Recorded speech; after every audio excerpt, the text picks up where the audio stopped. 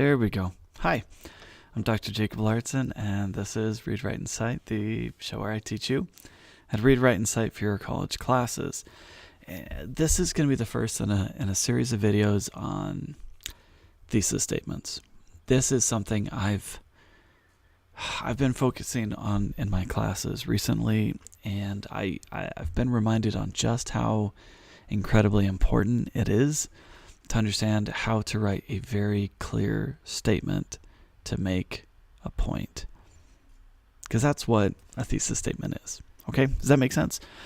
It's for whatever the piece of work is. If it is, say, an essay, the thesis for that piece of work, that essay, it's going to basically, generally, in one sentence, say the main point of that entire work. Okay? Let's say you're trying to be persuasive. You're writing a speech, or you're making a letter to the editor for a newspaper or something like that. A thesis, and that is going to be making the claim, the point that the author, you, is trying to make to your readers. Okay? So think about that for a bit. You see why that'd be incredibly important, right? It's important that we're clear when we communicate. This is generally why we try to communicate. So I want to talk a little bit about what a thesis statement is, how you do it, and how you do it effectively. All right, let's do it. First thing I want to talk about is there is a difference between implicit and explicit thesis statements. An explicit statement is going to say exactly what it is you're trying to say. So let me use this example. If you think the best restaurant in the world is McDonald's, and you feel strongly about this, and you have reasons, your thesis statement for an essay or something might look like this. McDonald's is the best restaurant because, and then you give your reasons. Does that make sense? It's a very straightforward, clear, explicit statement. And then what would follow for the rest of that text would be an explanation for why that's correct. Because a thesis is making a promise. It's a promise to the reader for what you're going to talk about, what you're going to say, and ultimately, if it's persuasive, what you're going to prove or justify. Does that make sense? That's what a thesis statement does, is it introduces a topic and a promise to the reader. It's also this sentence, if it's a sentence long, that the rest of the piece really hinges on. Everything else needs to tie back into that. Now let's talk about implicit. Implicit is implied. You leave it to the reader to infer what you're trying to say because you aren't just coming out and saying it. Now, in academic writing, this isn't nearly as common as an explicit thesis statement. An implicit statement it's more common in literature, and something that is going to be using some sort of craft to lead the reader to the point that you're trying to make. The end of a mystery novel is going to lead you to who did it, right? You don't tell them at the very beginning and say, all right, now I'm going to prove it's this person did it by doing this, this, and this. But that's the structure of an academic paper. It's not trying to hide anything. It's trying to be entirely upfront and clear. That's the kind of thesis statement we're talking about here. To talk about creative writing, that's a different video, and maybe we'll get to that sometime. But here are some things you probably want to think about when it comes to making a thesis statement. You need to understand who your audience is, so how you can express this idea in a way that is interesting or relevant to them. Okay? You need to understand the point that you're trying to make so that you can state it clearly and accurately. And you want to make sure that when you say it clearly, so that there is no confusion for what you're trying to say, and you're specific, so it's clear to your reader what you're proving and what you're not proving. Now, sometimes this is followed up with another statement called a statement of methodology. which is not really what we're digging into now. But a statement of methodology is basically you're going to say what you're going to talk about and what you're not going to talk about in a given paper, research, whatever. Make sense? It's just being clear. This is on topic. This is off, so that people know you're not avoiding parts of the subject. You're just focused on part of a subject. Okay, so we talked about implicit. We talked about explicit. Now let's talk about the difference between writing for argumentation or just informative writing. Okay? In informative writing, a thesis statement, some sort of a research paper that's going to present findings at the end.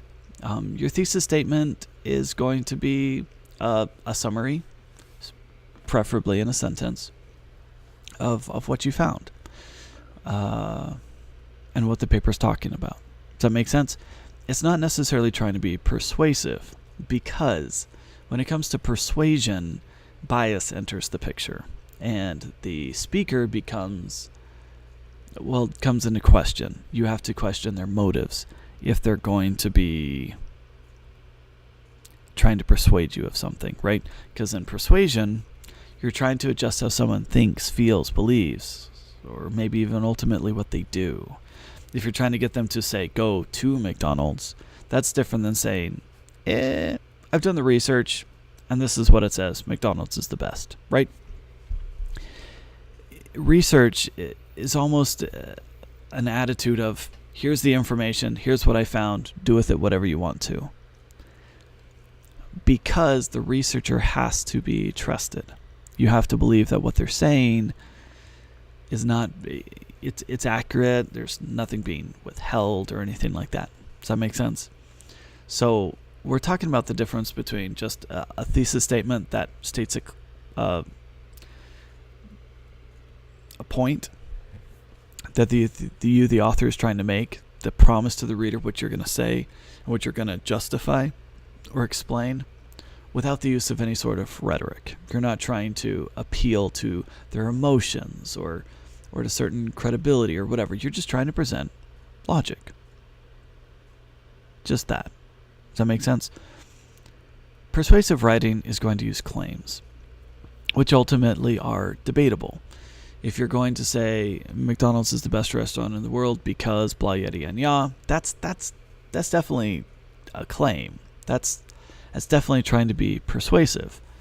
If you're trying to say we conducted a survey of 1,000 Americans across the country, and we asked what their favorite restaurant was, and they said it was McDonald's, and here are our findings, that's informative, right? And maybe you say it's something like our study, after doing whatever research, found that this is true.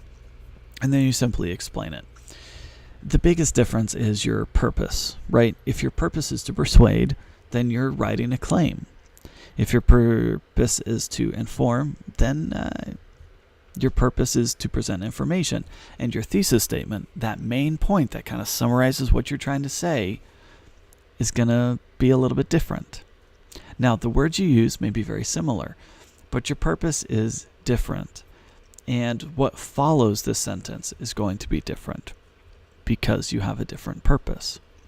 For a claim, you're going to follow up with examples, and maybe you're going to address opposing viewpoints, and you're going to use all those things that argumentation includes. But if you're just trying to inform, you're going to say, here's the issue, here's the situation, here's the research we did, and here's what we found. You may not always refer to yourself. In fact, in many cases, it's not appropriate to refer to yourself.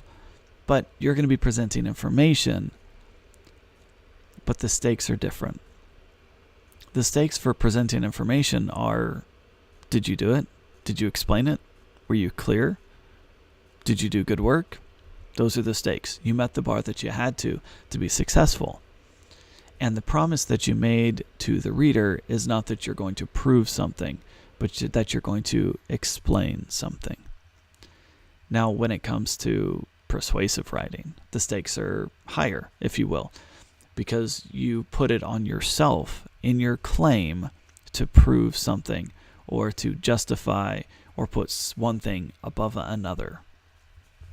So if you're trying to say, McDonald's is the best, then you have to prove why. and how. And the stakes are different. And there's a bar that you have to pass to be successful. Informative writing is just different. The stakes are just, did you present the information or not? Does that make sense? So, we've talked about thesis statements. We've talked about implicit and explicit. We've talked about a thesis statement for persuasive writing versus informative writing, and how persuasive writing, we're going to call it a claim. It's going to be debatable, and the stakes are different than if you're writing a thesis statement that's just trying to inform, and that just needs to back it up with evidence or an explanation. So, how do you do this clearly? How do you do this effectively? You make sure you understand what it is you're trying to say. You know who your audience is, and how can you express an effective, clear summary of what this document is and its main point in one sentence. And usually, it's not fancy.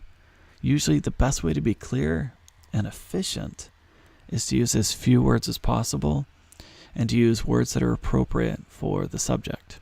So, if I'm trying to be persuasive, and I have a few reasons why McDonald's is the best restaurant, then I might say very clearly, McDonald's is the best restaurant, and I might be specific. I might say in America, or in this particular state or this valley, because, and then you give your reasons.